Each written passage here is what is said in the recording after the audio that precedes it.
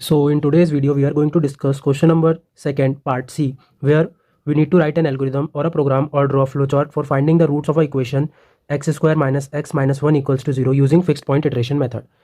तो इस क्वेश्चन में हमको बोला है कि या तो एल्गोरिथम लिखो या प्रोग्राम बनाओ या फ्लो चार्ट लिखो for finding the roots of the given equation by using fix point iteration method. तो हमको ये क्वेश्चन में दिया था, फंक्शन बना दिया हमने उसका, that is x square minus x minus 1, इसको हमने एफ ऑफ एक्स नाम दे दिया। तो इसके एल्गोरिथम कैसे लिखेंगे हम वो देखते हैं। तो step 1 is start. After that in step 2 read the value of x nought and E.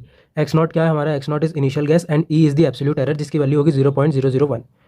After that in step 3 we will calculate x1। कैसे कैलकुलेट करेंगे, जो हमने इनिशियल गैस लिया था उसको फंक्शन में रखेंगे, उसके बाद जो आंसर आएगा उसको हम x1 में डाल देंगे। आफ्टर दैट हम क्या करेंगे, x1 माइनस एक्स नॉट करेंगे। ये जो साइन है ये मॉडुलस का साइन है।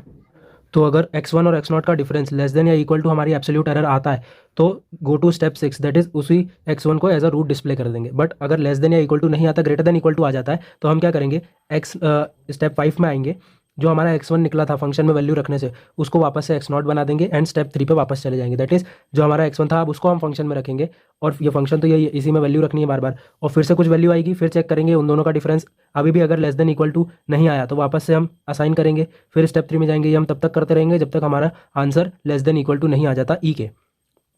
अगर आ जाता है तो स्टेप 6 में जाएंगे, उस x1 को एज अ रूट डिस्प्ले करेंगे and then we will stop our program. So this is how we can write an algorithm for finding the roots of a given quadratic equation by using fixed point iteration method. Thanks for watching.